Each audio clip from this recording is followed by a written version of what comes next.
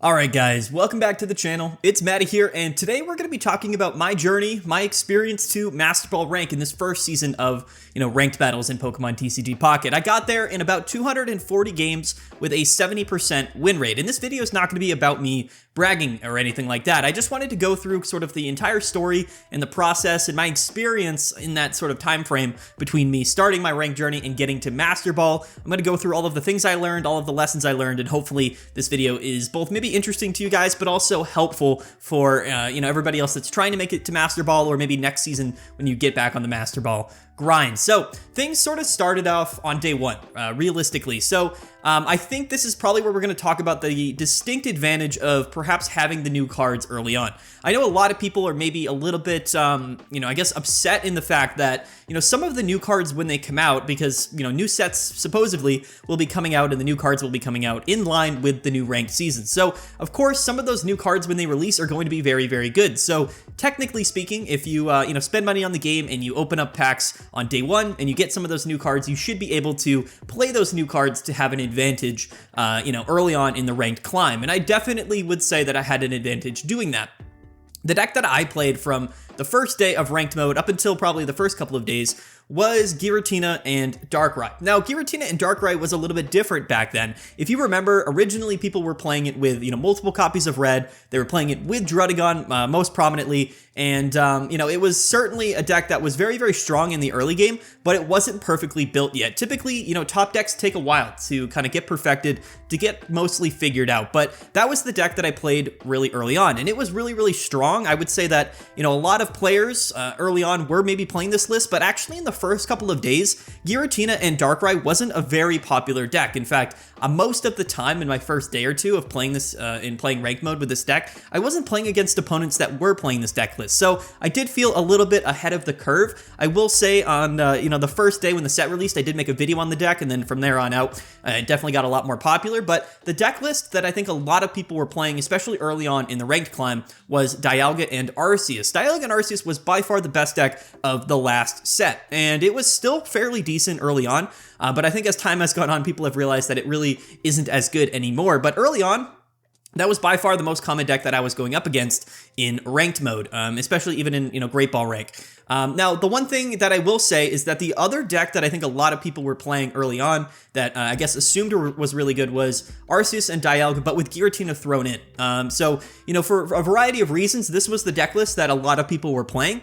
And if, I was playing Giratina and Darkrai, and that actually gave me a distinct advantage because, again, Giratina and Darkrai, I think, was overall a better deck than Dialga and Arceus, especially with Giratina, but it was actually beneficial in the matchup. I thought it actually had a pretty good matchup spread. I'll pull up the deck lists here on the screen so we'll get sort of a full idea of, what the types of decks we were playing and playing against early on in the format. But that Dialga and Arceus deck was by far, I think, the most common deck, at least in the first day or two of ranked battles. And, I continued to grind.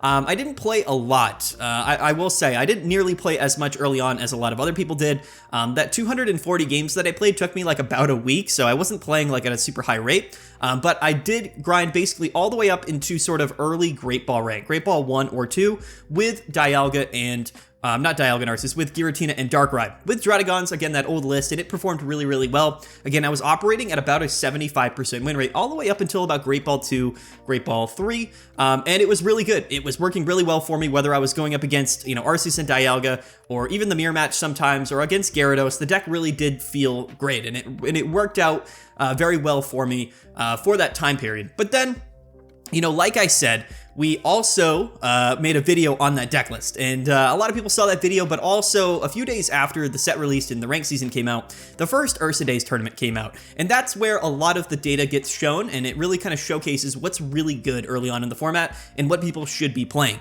So realistically, what happened after a first couple of days is that basically every deck I was going up against once I was in sort of, Great Ball 2 and 3 was Darkrai and Giratina. Most people hopped on the train and they were playing that deck list. And, you could kind of tailor around that deck list a little bit.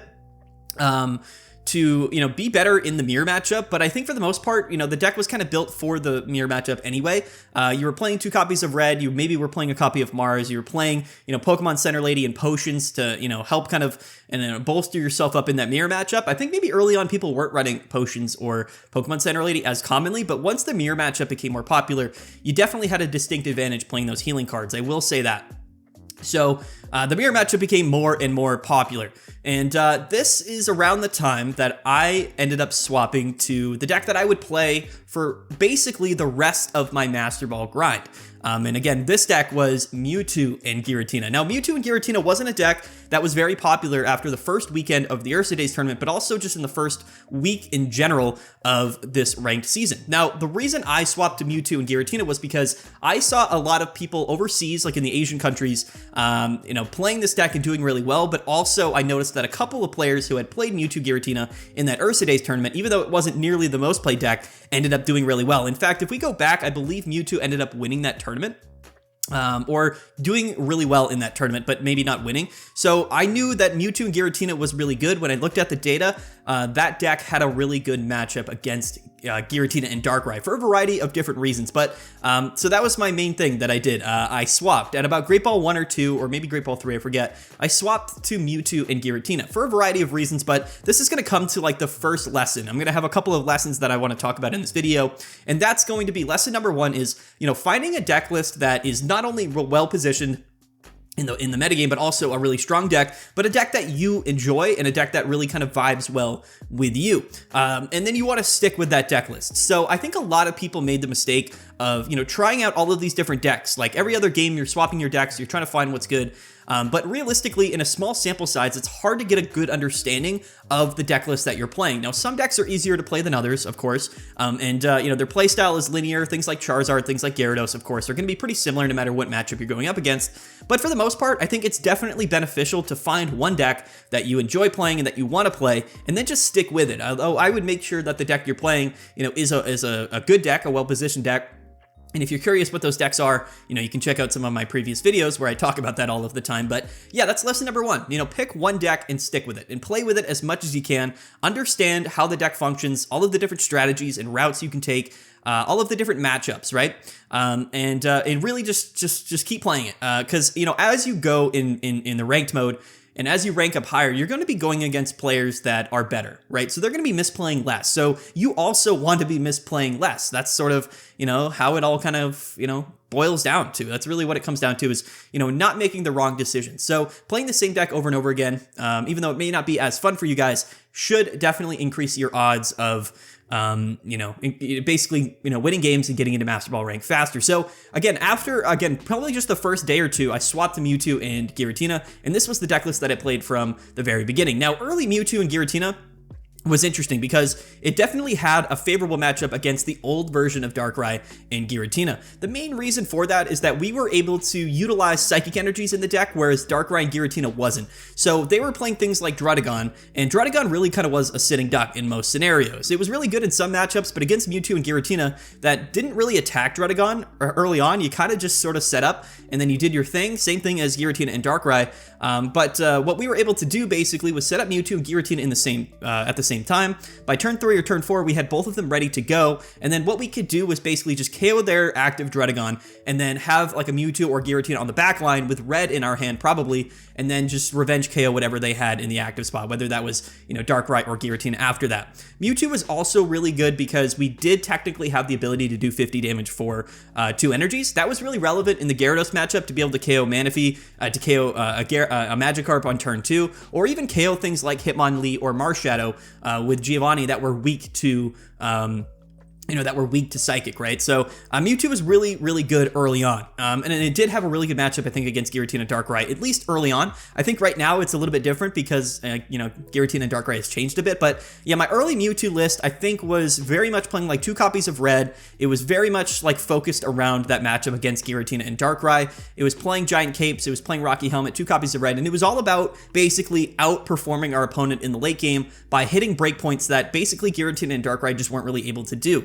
Mewtwo was really nice because you could hit for 150, but also you didn't take damage after you attacked. So basically with Giant Cape, Mewtwo had 170 and we could attack and then, not take any damage, unlike things like Giratina, right? So we were able to do that damage without necessarily taking any damage in the process. It won me a lot of games against Darkrai and Giratina, and it definitely felt like a great meta call at the time.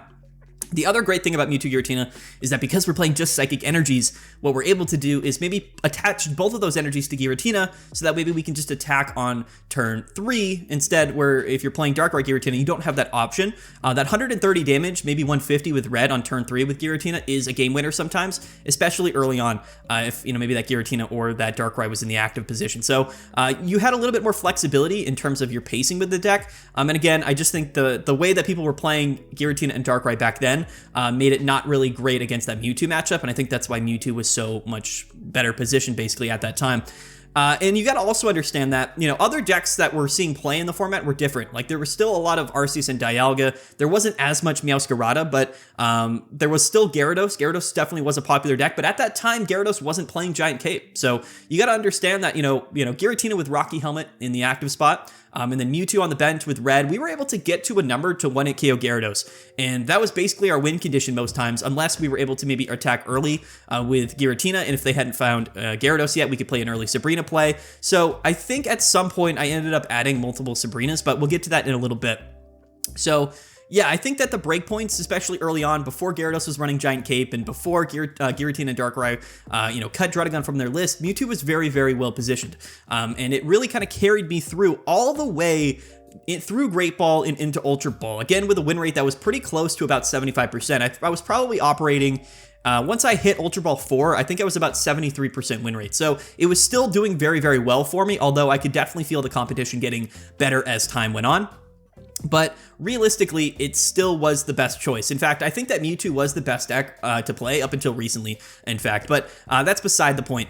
One lesson that I'm going to talk about right now as we kind of go into the next phase of this video is the lesson number 2, which is tool cards. So basically every deck in the game right now is playing tool cards. And this is something that is just an integral part of Pokemon Pocket, and I think it's probably the most common way that I see people misplaying or making decisions that end up losing them the game, and that is, attaching those tool cards. So honestly, if you look at most decks at the top of the format right now, they're playing either both Rocky Helmet or Giant Cape, or just maybe one or the other.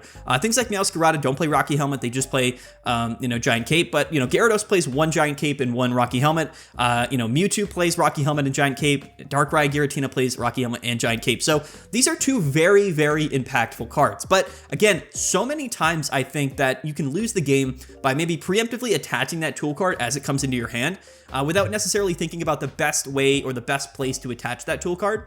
And I think that's something that's very, very important. I think when you have a tool card come into your hand, you have to analyze your board state and then your opponent's board state. And you have to think to yourself, if I do attach Giant Cape to this active Pokemon, what is it really doing? Is that extra 20 HP actually changing the course of the game? Is it going to allow me to live an attack that I otherwise wouldn't live? Or should I maybe wait and attach that Giant Cape to maybe the second Pokemon so that, that Pokemon maybe is able to survive an attack, right? When you're playing things like Mewtwo and Giratina, it's very, very important because sometimes even with Giant Cape, Giratina is not able to live an attack after it attacks because it does damage to itself, but sometimes it does, right? And whether you have some potions in your hand or you have Pokemon Center Lady in your hand, if you have those healing cards available to you, then maybe it's worth it to attach Giant Cape, but maybe it's not, right? And maybe attaching Rocky Helmet instead is actually better because then it's going to kind of fix some of that math and kind of open up a breakpoint that wasn't necessarily available to you at that time. So I would say that, tool card attachments, knowing when to attach them,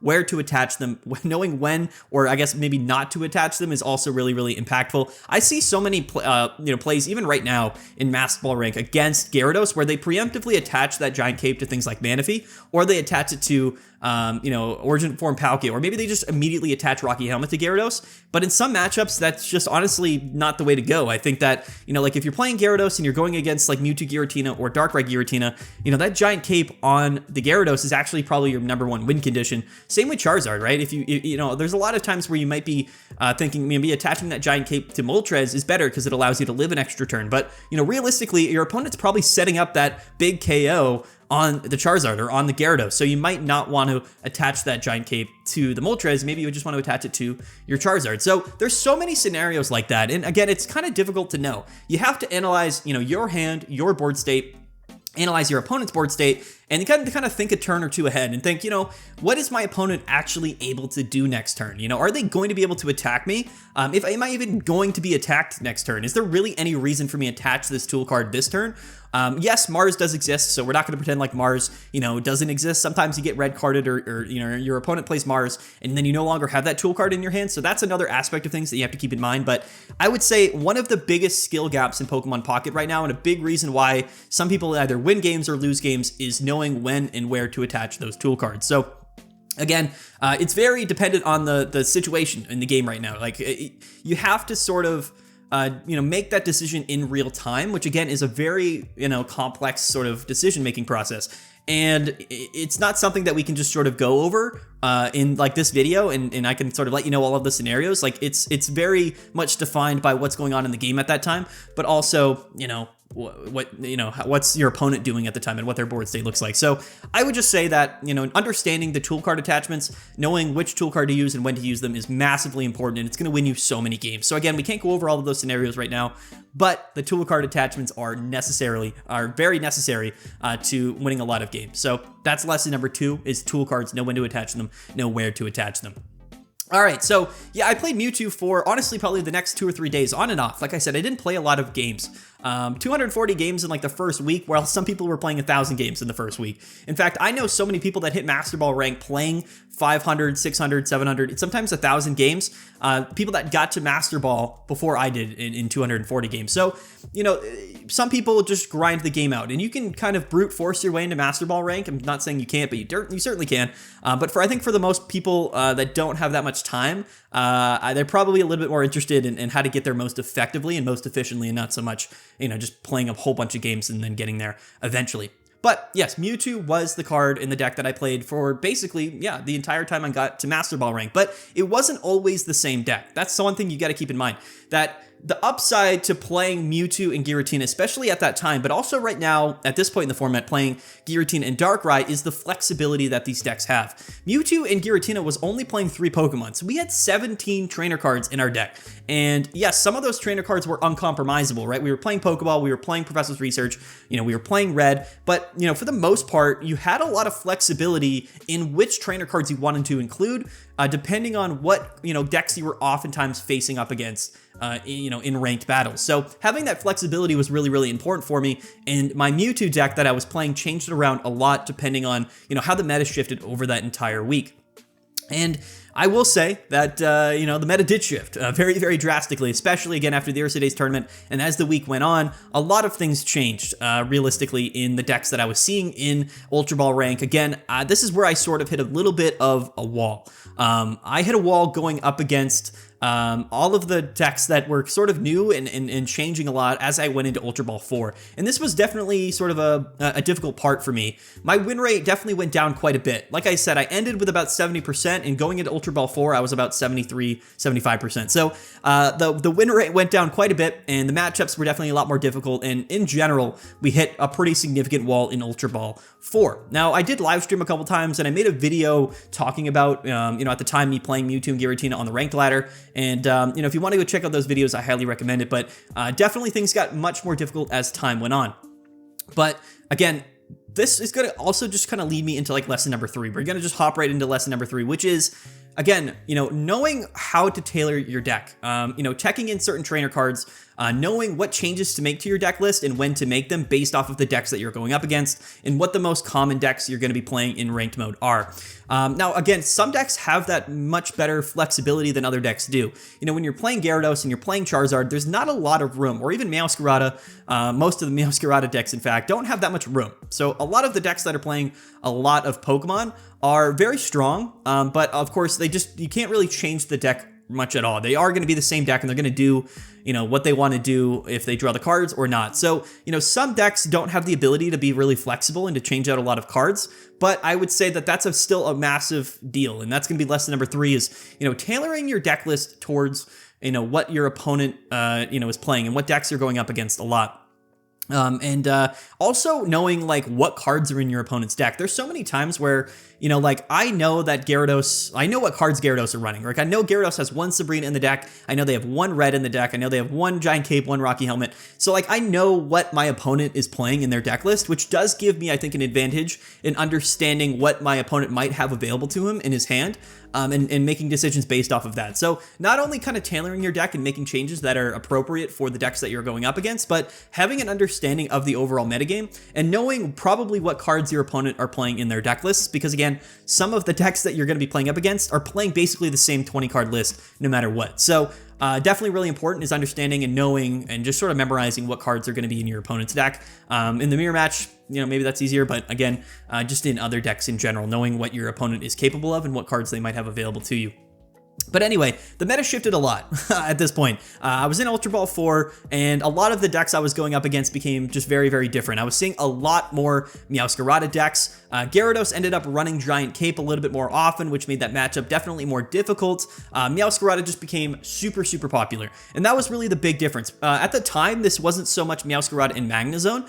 It was mostly Meowscarada with things like Exeggutor or Beedrill, and those decks were also really tough to deal with. So we changed around our Mewtwo deck pretty significantly, mainly around Meowscarada and not so much like the overall deck list. Like it didn't really matter if it was Beedrill or Exeggutor, but Meowscarada with the Giant Cape gave me a lot of issues because at this time I wasn't playing Giovanni. So even Mewtwo, right, with 150 damage, we didn't have any way of taking a KO on a Giant Cape Meowscarada other than maybe having, you know, the Giratina in the active spot with Rocky Helmet. That was literally the only like way I was able to one-hit KO a Meowscarada. So since I was seeing so much Meowscarada, and again, this goes back to the flexibility, I made the decision to cut one red from my deck and run one red and one Giovanni.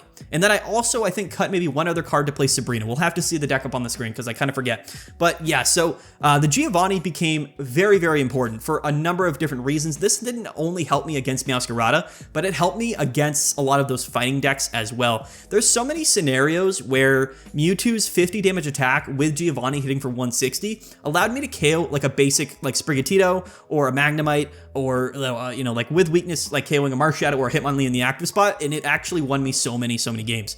But again, the Giovanni also allowed me to basically save it for later in the game to hit for 160 on a Meowscarada with Mewtwo and take the KO on Meowscarada. So I did change around the deck a little bit at this time, mostly because of Meowscarada, but it did end up helping me a lot in the fighting deck matchup as well. There were some times where maybe I was going up against the mirror matchup or I was going against Darkrai and Giratina and I didn't have red as often, and it did kind of feel pretty bad. But again, at that time, Meowscarada was so popular that it was actually the most common deck card that I was going up against, so that Giovanni really did feel almost like a requirement. Like I had to be playing Giovanni in my Mewtwo deck or else I just wasn't able to win those matchups consistently. And it was definitely a really big deal. So that change was really, really important. But like I said, Gyarados around this time also started to include things like Giant Cape in their deck, which made that matchup a little bit more complex and a little bit unwinnable in some scenarios. But also shortly after this, towards the end of my journey, and mostly I think maybe after I hit Master Ball rank, Giratina and Darkrai removed Druddigon from their deck list, and I think that this was one of the biggest sort of significations of the format changing in a way that it was non-favorable towards Mewtwo and Giratina. For really that first whole week, Mewtwo and Giratina was favorable against Darkrai Giratina, mainly because they were playing Druddigon, so they didn't really have basically, oftentimes they didn't have like a way to go like Darkrai and then into Giratina because they either led with Druddigon or they had a Druddigon on their bench, which basically allowed them to less consistently get their Giratina and Darkrai out early, but also gave us an easier path to take those prize cards. So once they removed Druddigon from that list, that matchup became much more difficult. So again, like I said, we swapped out red for Giovanni. We added Mars to the deck. You know, sometimes you can add like maybe an extra Rocky Helmet. Again, could be good in the mirror matchup as well because we're playing one less red. So there's a lot of little changes that we made, but basically that was the list with Giovanni, with Mars, maybe with an extra Rocky Helmet. That was the deck that we really played all the way up until Master Ball rank, and it did perform really well for me. Like I said, the matchups got a little bit more difficult as time went on. Our win rate, again, dropped down to about 70% right at the end of Ultra Ball, but when we went on live stream a couple weeks ago or a week or two ago, we did hit Master Master Ball, and it was fun. And we got it in 240 games, and I think we ended with a 69 point something win rate.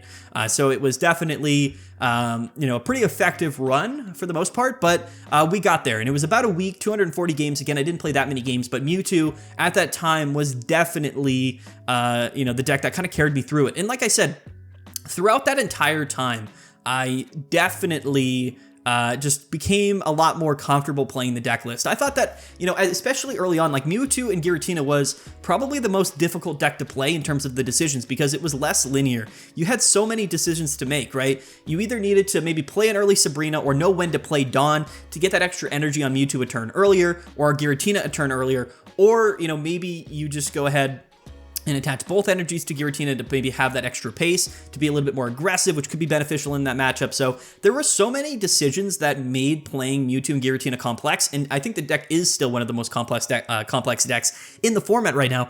But I do think that playing Mewtwo and Giratina so much and, sticking to that one deck over and over again gave me certainly a distinct advantage. But like I said, our win rate dropped a little bit. We ended up, I think, around 69%, 70% when we hit Master Ball rank. And this is going to lead me, I guess, towards really just my last lesson here. And then we're going to talk about ranked as it is right now and my experience in Master Ball rank since then. But my last lesson in this video is going to be it's actually going to be a number of different things here. I would say that you should end your play session on like a high note, right? I know some people don't have the time to like sit down and play Pokemon Pocket ranked mode for like 2, 3, 4 hours on end. But, for people that are maybe have a little bit of extra time, I think that getting into it and then having a little bit longer play sessions are actually kind of important. Again, like if you haven't played the game for a day or two, like sometimes you just have to get back into the groove of things. And sometimes you open up ranked mode, you play like 2 or 3 games and you lose all of them. And then you just feel really bad and then you rage quit and then you leave.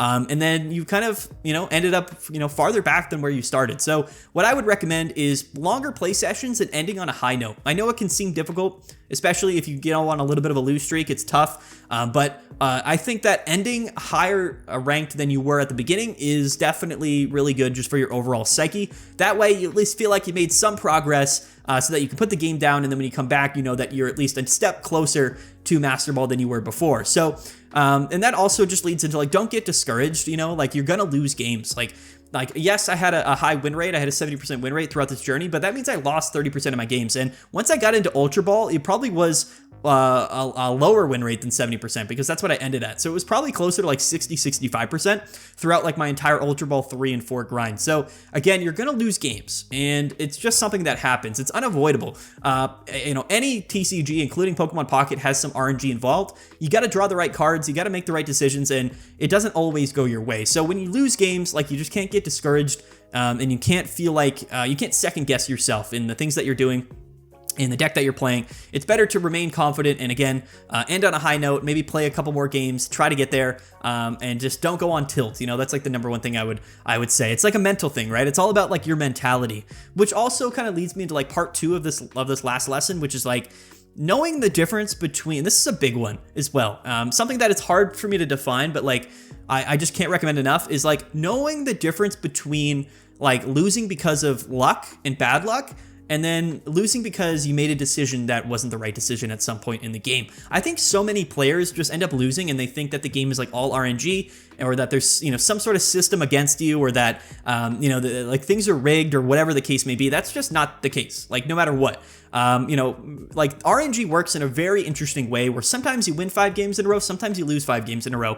But one thing I will tell you with full confidence is that throughout my journey to Master Ball rank, I would actually say that most of my losses, like the majority of the games that I lost, weren't because of bad luck or RNG. It was actually because I made, I think, a misplay at some point in that game that cost me the win.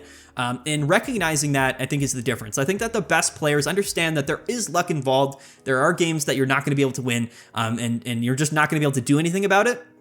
But always know that there's probably a decision you could have made better or made differently in the game that could have won you the game possibly. So that's one thing I would keep in mind and really suggest is knowing the difference between losing because of just bad luck and just having an unwinnable situation, but also the difference between that and then losing because you made a decision that wasn't the right decision, because that does happen a lot. And it might not be always obvious to you, but in hindsight, things always seem like the right decision, but then, it doesn't, end up being that case. And you don't always exactly know what the perfect decision is, based around the board state and what might be in your opponent's hand. There's things you don't know. So you have to make, educated guesses, and things that might seem like the right decision in hindsight just weren't the right decision. So things can always seem like that. But overall, yeah, definitely know the difference between making a misplay and losing the game, or just, not drawing the cards you need and losing the game because you had no other option, right? There's definitely a difference between the two.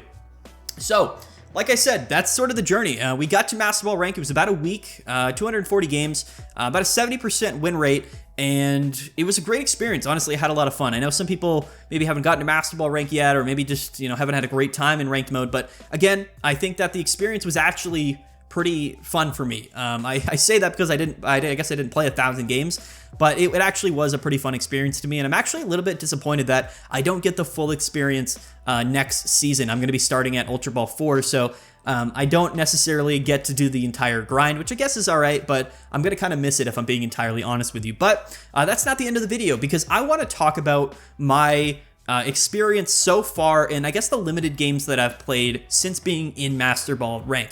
The one issue that I think so many people have, and that I honestly do as well, is that you're able to D-rank out of Master Ball rank, and I don't really agree with that. I think that, you should be able to, like in Master Ball rank, if you win a game, you get 10 points. If you lose a game, you lose 10 points. So for you to climb in Master Ball rank, you have to have at least over a 50% win rate, because it's an even, up and down if you win or you lose. But yeah, what was I even talking about? Yeah, so like, my experience in Master Ball rank so far has been very, very interesting, because the decks and the format and the metagame has changed so much that I think right now we're in a position of kind of a rock, paper, scissors-y top of the format. I would say a little bit. I don't feel super confident in saying that, but there's definitely an aspect of like the top 2, top 3 decks really call interacting with each other in pretty even ways, which kind of makes it feel a little bit more RNG focused. But like I said, I think that you can kind of work around that by being a little bit smart in the cards that you run in your deck and the deck that you're running. But yeah.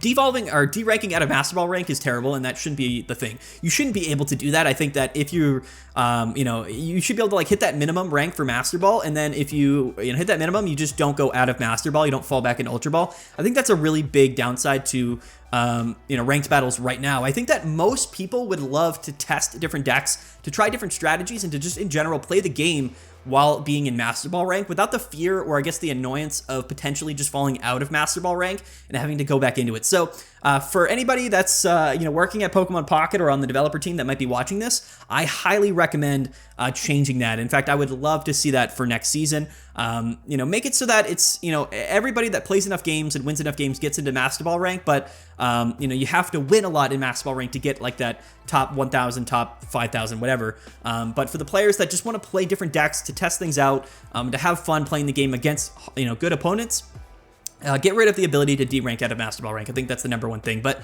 yeah, so my experience recently in Master Ball rank has been interesting. So I got there in 240 games. I've played about 200 more games since being in Master Ball rank. And to be fair, I did a lot of that where I was trying a bunch of different decks. I was, testing things. I was sort of just playing more for fun when I got into Master Ball rank, and I would win some games, lose some games. I fell out of Master Ball a couple of times early on, but then I sort of slowly climbed up. And again, the experience has been fine, but it could be a lot better knowing that, if I wanted to if I didn't really care about my rank in Master Ball rank and I wanted to just be Master Ball rank, then I could still play the game. And I know that there's the non-ranked battles, but if ranked battles exist, I would like to compete against the best decks and the overall top of the metagame in Master Ball rank without kind of the fear of just losing a bunch of games and then, going out of Master Ball rank. So that's, certainly something I would change, to be honest with you. But, at this point, I think in the format right now in Master Ball rank, especially if you're playing games in Master Ball rank, you're playing mostly Giratina Darkrai. I would say probably 40 or 50% of the decks that you play are some sort of form of Giratina and Darkrai, and then a large portion are basically Gyarados decks. And Gyarados is probably the most annoying deck in Master Ball rank because there's nothing you can do about Gyarados, especially at this point with Giant Cape included in the deck. You either basically have a chance or you don't, and basically what the decisions you make and even the cards that you draw sometimes don't even give you a chance if Giratina draws or if Gyarados draws really well. So that's, I would say, my biggest gripe about ranked mode right now is not even the mirror match or against Meowscarada and Magnezone, which is also kind of an RNG based deck, but it's really just Gyarados because there are so many games where I'm just looking to play a competitive game in Pokemon Pocket and my opponent, gets 3 heads on Misties, and they have a turn 2 for Energy Gyarados EX, and the game's over. Like, the game is literally over. There's nothing we can do about that.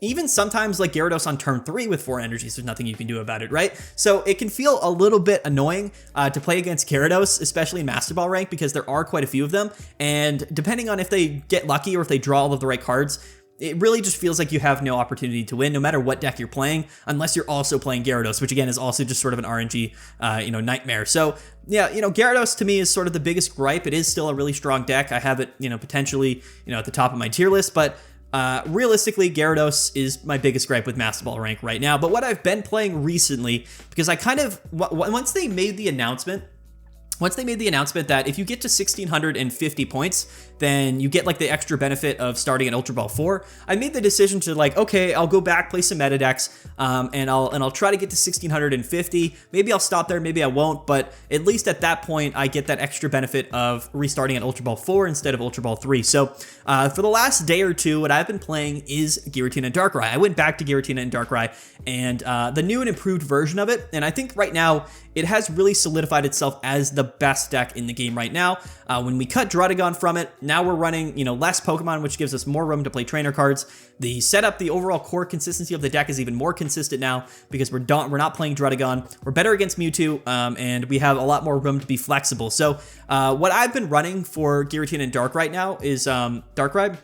Is very similar to like what the top placing decks in the Ursa Days tournament recently have been, which is, no Druddigon. I'm playing 1 copy of Red. I'm maybe playing either 2 Rocky Helmet or 2 Mars. And I think that that's a really significant choice right now. I've kind of fallen a little bit closer to 2 copies of Mars than I have 2 copies of Rocky Helmet. I might make a video tomorrow where I actually play this deck in ranked mode and I make a video on it.